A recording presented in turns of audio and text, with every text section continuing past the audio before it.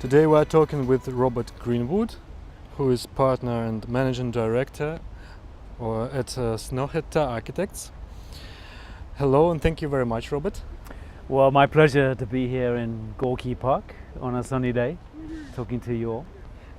Yesterday at the lecture you made at Moscow Strelka Institute, you were talking about some basic principles of the bureau. One of them is bringing from the outside.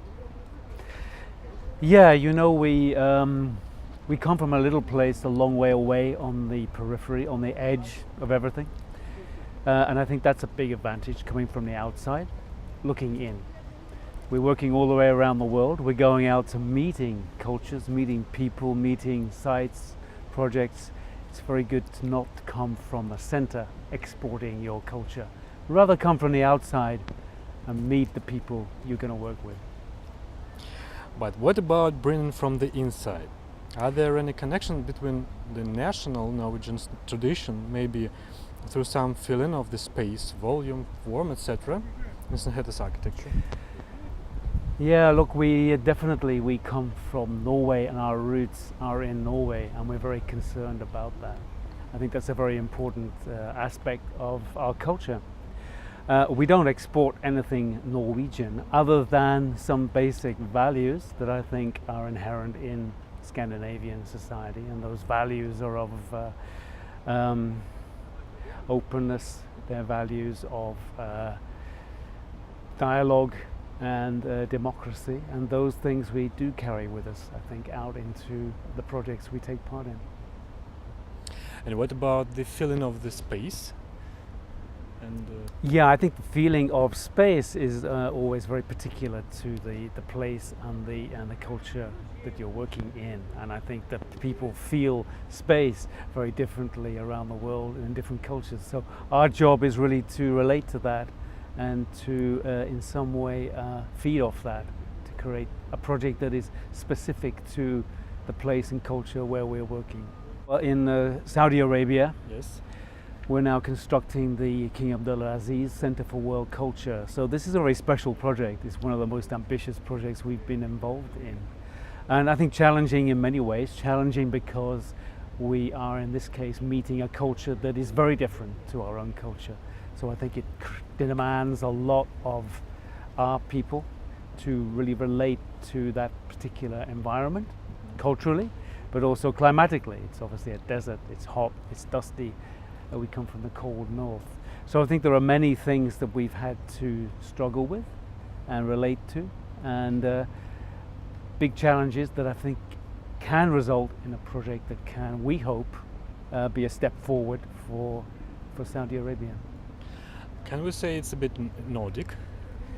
I don't think you can say it's necessarily a bit Nordic. I don't quite know really what that would mean. It doesn't look stones. Nordic. There they are stones, so that's a bit Nordic, yeah. But you get stones everywhere. So it's not specifically Nordic. What we would like is that building is very open and embracing. And That's it great. creates a space for the public, a space for people to meet, talk, discuss, to have a dialogue. And if that's Nordic, then yeah, it's Nordic. I do understand though that Russia is at least partly from the north, and I think that everybody who lives in the north, near the northern Arctic Circle, in that light from the north, definitely has some of the same experience, some of the same perception of space as you talk about. The dark winters, the dark nights, the cold, how you change your life, how you change the way you use spaces, the way you use buildings, the way you use cities in the north during the different seasons.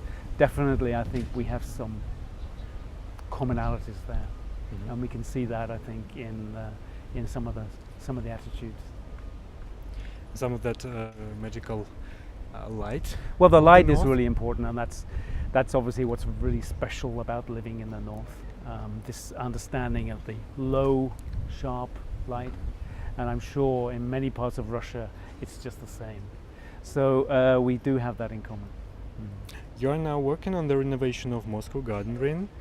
Please tell us more about that project.